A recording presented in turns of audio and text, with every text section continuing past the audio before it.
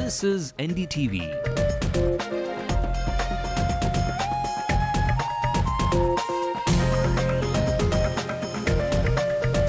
And you're watching NDTV Hindu.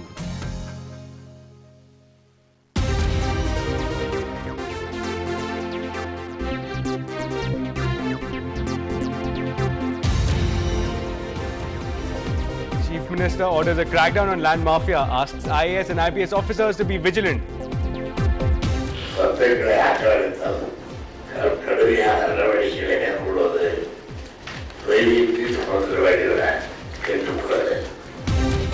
Even as Vedanta is sent packing from Orissa, government turns a blind eye to SIPCOT SEZ in Tamil Nadu. NDTV Hindu takes an exclusive look. And state government across country become real estate brokers. Political parties urge the Election Commission not to take a hasty decision on the TN upper house. DMK and AIADMK remain adamant. Civil Aviation Watchdog DGCA says the jet flight incident shows serious procedural lapses. Crew has been suspended. Home Minister P. Chidambaram inaugurates the Loyola World Alumni Congress. Says education institutions should not be money-minting enterprises. We cannot allow education institutions to become simply money-making or money-spinning businesses. BCCI likely to press criminal charges against Lalit Modi next week in Chennai. India are off to a poor start as they lose both their openers, chasing a daunting target of 300 runs.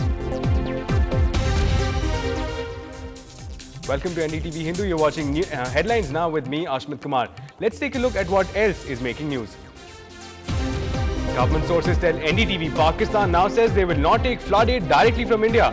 It will have to be routed through the UN. After Vedanta, it's now POSCO's central team at the proposed site to inspect POSCO steel plant in Orissa.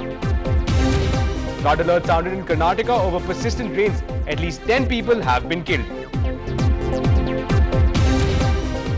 Tiger cub found drugged and hidden among stuffed toys in a suitcase of a woman at the Bangkok International Airport. Let's go. That's the call by Rahman to all Indians ahead of the Commonwealth Games.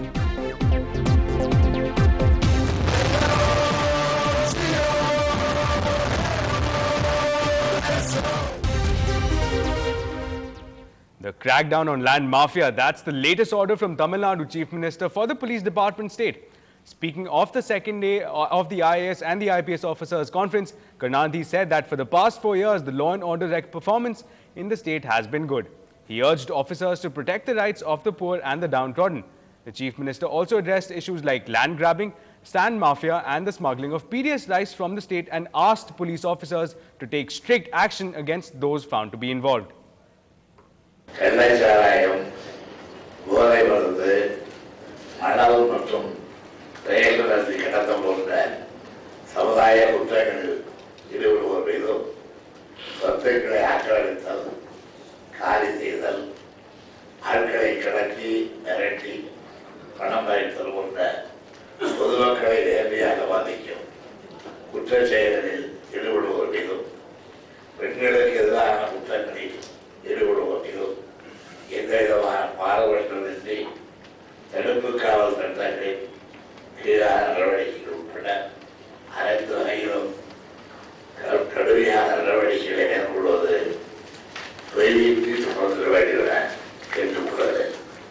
Now, even as the Chief Minister spoke about the crackdown on land mafia, opposition AIADMK today protested against the ruling DMK. The protesters alleged that the Chief Minister M. Karunanidhi had encroached land that belonged to the Chennai Corporation. Amma said that the Gopalapuram was forcefully occupied by the DMK Chief M. Karunanidhi. The AIADMK chief alleged that the land was usurped when Karunanidhi was the PWD minister in 1967. She pointed out that she initiated action to retrieve the land when she was the chief minister. She also accused that the open space reserve meant for the Chennai Corporation was also under forceful occupation for the parking vehicles of DMK party workers. The opposition leader also accused the ruling DMK leadership of going back on its words to hand over OSR to the Chennai Corporation at Anna Arivalayam. Jayalalitha also accused Karunanidhi's family and other DMK ministers of being involved in several land grab cases. Minority திமுகவினுடைய முதலமைச்சர் கருணாநிதி மாநகராட்சிக்கு சொந்தமான நிலத்தை அவர் அபகரித்து தன்னுடைய சொந்த பயன்பாட்டிற்காக வைத்திருக்கின்றார். அறிவாலயத்தில் 8.47 கிரவுண்ட் நிலம் மக்கள் பயன்பாட்டிற்கு பூங்காவாக பயன்படுத்த முடியாத ஒரு சூழ்நிலை ஏற்பட்டிருக்கின்றது. Now, in continuing with the issues regarding land grabbing, Chief Minister Karunanidhi has warned against land grabbing, but it comes at a time when his own government faces criticism over plans of a controversial Special Economic Zone or SEZ, which could affect the entire village of Thervai in the Tiruvallur district. Our reporter Sai Manish has the details on the latest developments in the village. This letter sent by the Environment Ministry to SIPCOT is a green signal for the controversial SEZ in Thervai village. Now, SIPCOT will have to file a reply within 30 days. But what's shocking is that the Environment Ministry is satisfied with SIPCOT's analysis. But the Environment Ministry did not allow the global mining major Vedanta Resources to mine bauxite in Odisha's Nyamgiri Hills. However, the very grounds for that holds true for Thervai as well. Compare this. The Environment Ministry rejected Vedanta's license after it went ahead with construction even before getting an environmental clearance. In Thervai too, SIPCOT has started felling trees. Even an MOU has been signed with global tyre major Michelin and other companies. Vedanta ignored reserve forests within a 10-kilometer radius. NDTV Hindu had exposed how the Nemalur Forest Reserve lies right next to the proposed SEZ in Thervai. Vedanta is accused of pressurizing local panchayats. NDTV Hindu had shown you how the signatures of villagers were fudged without even a Gram Sabha hearing. Indian state and state government across country become real estate brokers. Instead of they do a service for the people, citizenship, respecting the citizenship, they become a real estate broker for multinational companies and the capitalists. But what distinguishes Odisha from Thervai is the politics at play. The UPA government, in a bid to consolidate its votes in a rival bastion, considers the Vedanta case its masterstroke. Evidence of which was Rahul Gandhi's recent visit to Nyamgiri after cancellation of Vedanta's mining license. जो मदद में कर सका मैंने की, मगर ये जीत है, आपकी जीत है, आदिवासियों की जीत है। यहाँ आदिवासियों की गरीब जनता की आवाज कुचली जा रही थी, उनकी आवाज दिल्ली की सरकार ने सुन ली। But Tamil Nadu is a different ball game altogether. The Congress-led UPA government in the centre will think twice before going against the wishes of its formidable ally, the DMK, at the centre.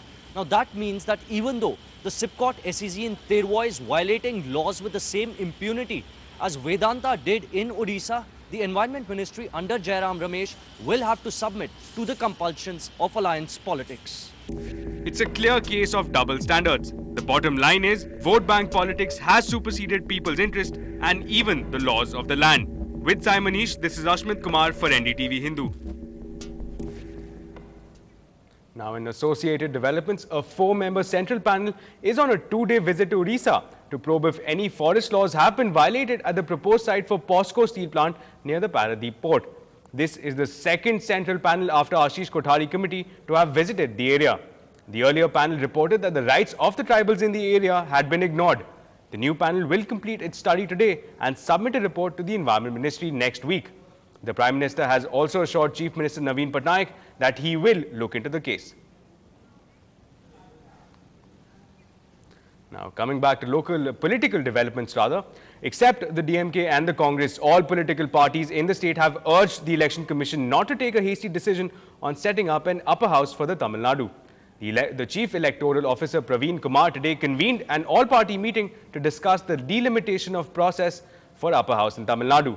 The meeting was attended by 9 political parties, including the DMK and the main opposition, AIADMK. Emerging out of the 3-hour-long meeting, political party leaders said that they discussed the modalities and other issues regarding the upper house and voiced their opinion. Setting up an upper house is a dream project of the Chief Minister Karunanidhi, and the DMK patriarch wants the election for an upper house ahead of the 2011 assembly polls. But other political parties in the state are not in favor of holding an election before the 2011 elections. Marxist communist கட்சியின் சார்பில் தமிழ்நாடு சட்ட மேலவை தேர்தல் நடத்துகிற போது அவசரப்பட்டு தொகுதிகளை மறுசீரமைப்பு செய்வதிலேயும் வாக்காளர்களை தீர்மானிப்பதிலேயும் ஒரு அவசர அதிரடி நடவடிக்கைகளை செய்வதன் மூலம் முறைகேடுகளுக்கு இடம் கொடுத்து விடக்கூடாது என்பதை நாங்கள் வற்புறுத்தி இருக்கிறோம். Now, moving on to another story that we have been tracking, the civil aviation watchdog DGCA has said that the jet flight incident last night shows serious procedural lapses. 14 people were injured in the evacuation process. A DGCA statement says emergency and evacuation procedures were not followed. The pilot and other crew members have been suspended. Inspection has revealed that there was no fire or smoke in the engine area, even though the crew had claimed that they could see smoke. The DGCA has also called for a meeting of the heads of training of all airlines to review the training procedures of cabin and flight crews, particularly in emergency and evacuation procedures. Now, 14 passengers on this jet flight were injured in Mumbai airport during this emergency evacuation last night. Flight 9W2302 was taxiing when the fire alarm went off in the cockpit, indicating a fire in the left engine. The pilot alerted the ATC and a full emergency was declared. 153 panic-stricken passengers were deplaned using the chutes. Fire engines rushed to the spot but reported no visible fire. While striding out, some passengers were injured and sustained fractures. Most of them were given first aid, but 10 of them were taken to hospitals. After several hours, the passengers were put on the same flight to Chennai, where the flight arrived at 2 a.m. Now, moving on to some cricketing action, or rather cricketing controversy. The BCCI is all set to press criminal charges against Modi, and sources say it's likely to happen as soon as next week in Chennai. The BCCI will use Modi's receipt of $80 million facilitation fee from WSG or the World Sports Group as one of the grounds to press charges. Meanwhile, BCCI President Shashank Manohar has denied all allegations of Lalit Modi that the IPL auctions were fixed. Shashank Manohar said that Modi's accusations against Srinivasan, who owns the Chennai Super Kings team, were blatant lies. 2 days ago, Srinivasan had rubbished reports that he tried to fix the players' auction and insisted that he won the bid for England all-rounder Andrew Flintoff fair and square. I can show you the document which would clearly demonstrate that what Lalit Modi has said is a total lie. Sir, was the same video been played out before the working committee members? Yes, it was played before the working committee members. Correct, right. Thank you. Now, your years after retirement can either be those golden years of beauty and relaxation or those of struggle and hardships. It often boils down to how you manage your finances. NDTV Hindu looks at a few options that could support a comfortable and a respectful life. Do I have my finances in order? Will I be able to lead the same lifestyle? What do I do with my gratuity funds? These are questions that often bear down on retired people. And it is to these questions that this 73-year-old man found the right answers. Whether you get the money or not, expenses is same. Your car, if you maintain, petrol you have to put, driver you have to maintain, this thing, all the things will not go. But that has to be done only much earlier. You have to think about it prior to your retirement. Experts say that financial planning is critical, with investment in pension funds being a must. They also advise retirees to stay away from any risky bets while investing smartly in safe financial instruments. So probably now they can park few in some bonds, probably good bonds, consult some financial consultant, they will definitely guide them. And a few in definitely FD. I think FD probably in another 6 months or 1 year, they might give some 10%. Or if not in markets, they can very well look in for investing FDs in companies. Retirees can also look towards investing in insurance schemes due to possible health concerns. I also invest a lot of money on my insurances. My wife, myself, everything, because we are already crossed 60. So the later who will take care of you when something has happened? So insurance only will cover. Gold is another lucrative bet which most Indians have a fetish for. But some experts warn that as a commodity, even gold can swing both ways depending on demand and supply pressures. At the end of the day, the message for us is loud and clear. Grow money-wise well before you decide to hang your boots. In Chennai, this is Ashmit Kumar for NDTV Hindu. Now, Home Minister P. Chidambaram inaugurated the Loyola World Alumni Congress this morning. 73 personalities from various fields, all of them the alumni of Loyola, are being honored at the event. In his address, the Home Minister said that education institutions should not have the goal of making money, but must impart values of secularism and tolerance. He also stated that the regulation of education was required. We recognize the role of the private sector as an education provider. Many great universities were founded by the private sector and are continued to be nurtured by the private sector. Well, no one can run an institution which loses money every year, because then the gap has to be filled from some source. In my view, education cannot become a money-spinning or a money-making enterprise. Therefore, we are attempting to regulate education. At the same time, we should not over-regulate it. Over-regulation will mean initiatives will be killed. We must ensure that institutions impart quality education as well as impart the right values.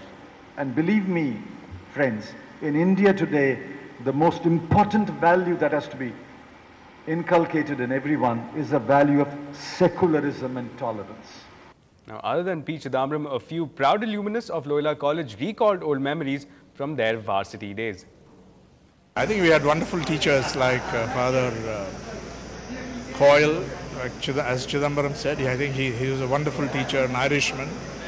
Father Lawrence Sundaram. We had many moments of, I think we were fairly serious students here, but it was I think they got the balance right. It was a bit more stern than it is today, and discipline was emphasized and so on. But I think we had a great time. The lesson is that you can pursue quality and also be just and make this available. That I think was clear from the start.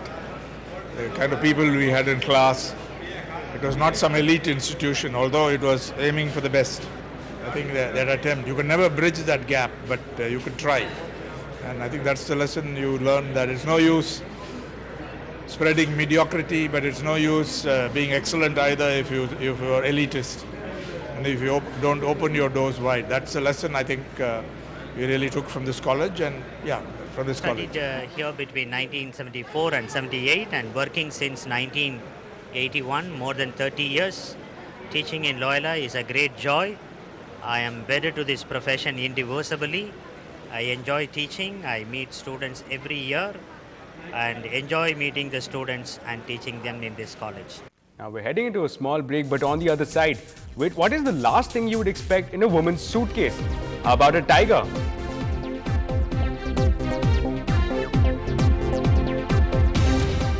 And A.R. Rahman does it once again and spins out a magical number, this time for the Commonwealth Games. That's up on the other side.